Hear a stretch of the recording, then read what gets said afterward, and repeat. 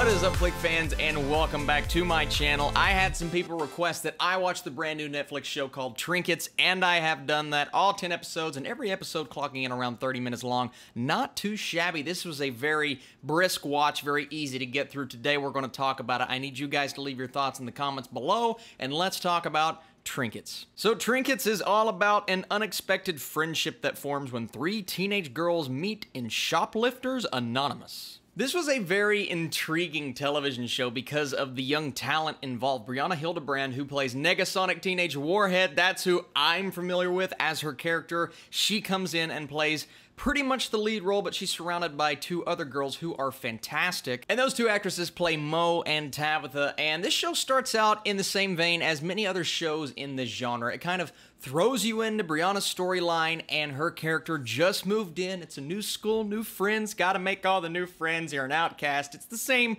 story that we've seen plenty of times before, but it's all about how you manage it and how you do it. And let's talk about just the breeze that this show was watching. Even though I have my critiques and I have my issues with the filmmaking more than the actual characters themselves, I thought this show flew by. It is an easy watch. It is the perfect show to binge as opposed to the show that I just talked about on this channel, Too Old to Die Young. While I really enjoyed that, it's not necessarily a show that you can binge if you're in the wrong frame of mind, right? Well, this is a show that was so easy to just breeze through because of the likability of the actresses, and that's really what got me through the show, the friendship that they developed between the three. Now, if you guys have watched any video I have ever done prior to this one, I always talk about the schmaltzy teenage romance aspect and the teen angst elements of these shows that bring them down when they're based on something that is far more exciting than what they're actually showing us. Well, this is a show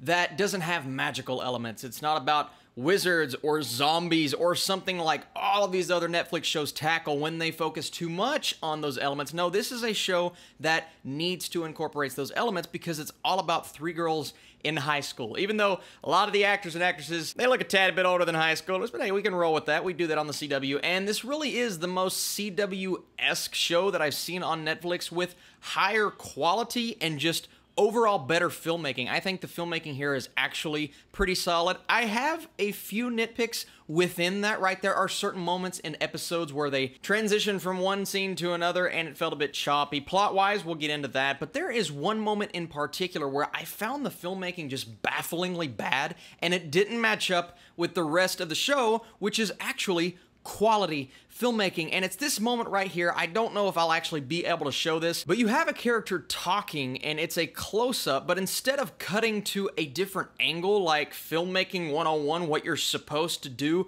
all it does is zooms out, but it doesn't use a camera zoom. It cuts from one thing to the other. It does what I do in my videos. It uses a jump cut, but this is a YouTube channel where I don't have the materials to have different camera angles. That is filmmaking 101. You never do that in anything. Not a television show, not a movie. So that one tiny decision in that one episode, even though no one is going to pay any mind to it, it bothered me so much because that's just a decision. It's like, why do you even make that? And there are songs that are incorporated that I don't think fit with the story, and certain moments towards the end of episodes where I think they cut through scenes too quickly. But overall, other than those few instances, I thought this was shot well. I thought it looked good, and most of the camera angles worked for me. Okay, technical things out of the way. You guys don't care as much about that. How did I feel about the story, right? Because like I said, I usually have issues and problems when you focus too hard on the teen aspect and yada, yada, yada. But that's what this show is all about. So, okay, I can accept this show knows what it is, so it's going to delve into those topics. The big issue I had with these three girls, even though their chemistry is great, they're really likable actresses, but they're not the most likable characters because there were so many moments within this show, right, where I agreed with the people around them and I did not agree with them. We are supposed to be on this journey with them and feeling bad for them, yes, but they are characters that like lying to other people. They are characters that meet because they are in a shoplifting therapy session, right? So they're not good characters to start with. Then you start to dive into why they're acting out and why their lives are so miserable. And that's when you're supposed to get behind them as characters. But every time I got close to being on their side, they would do something or say something, and I would sit back and think, well, the people around, they're not wrong. Now, the character of Tabitha, yeah, she was kind of a jerk at the beginning of the show, and I knew she would come into her own and she'd become friends with these girls. They became friends a lot quicker than I think they should have, because they were like really mean to each other, and then it felt like the next episode, which is 30 minutes later, they're all kind of like, oh, maybe we can be friends. And then the next episode, they're like this. They're like really good friends. That felt a bit quick to me. And even though I like the runtime of the episodes, I could have used a bit more developing their relationship. But the character of Tabitha, I can sympathize with her more than anyone, because what she goes through and what the people around her do is actually horrible, right? The people around her, from her father to her boyfriend to this person to that person, they're all treating her bad. They're all forcing her to do things that she does not want to do, and she's being both physically and mentally abused. That's the character that I sympathize with, right? But you have these other two girls, and it feels like every time you're supposed to feel sorry for them, they run someone out of their lives, or they treat someone in a negative way just because they feel like it, just because they're acting out. And yes, once again, they've had tragic-ish things happen to them in the past, but that doesn't excuse your lying and your stealing and your thievery. It's okay if you do it once, and I understand that's what the show is based off of, but just from a morality standpoint, right, it was really hard to get behind these girls a lot of the times, because everyone around them is just kind of telling the truth or being honest or feeling this way or that way, and these girls, they're either pushing people out or lying to them.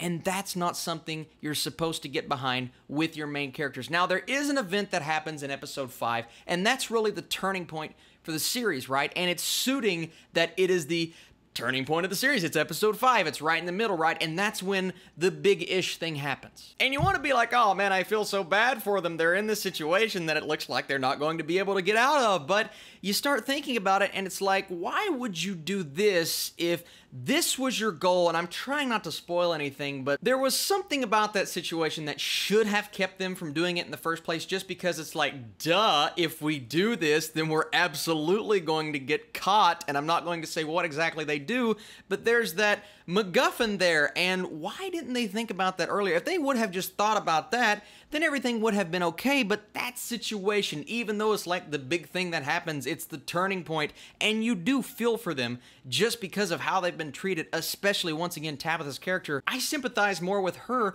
than anyone just because of what she's been through in her life and how people are treating her. Abusive relationships are the worst, man. They're the absolute worst, and it's so hard to watch, even in made-up narrative form, and I hate seeing it. And even though she was a mean character, all three characters at the beginning of the show, except for our lead, I mean, she's still a thief, but she's at least likable, and she's awkward, and she's quirky, and she kinda acts like me in social situations sometimes. Sometimes I get nervous and I don't know what to say, and I'm just like, okay, and I related with that, and I related with many of these characters, but some characters are made out to be jerks, the side characters, and they're just jerks. Some characters are made out to be this, and they're just this. They don't have different dimensions to them, right? Our three leads do, and they start out one way, and they start developing into something else, and I really enjoyed their character arcs, but once again, it was just hard to get behind and stay behind the entire time. But that also adds to the conflict of the series, and it adds to the emotional level that I related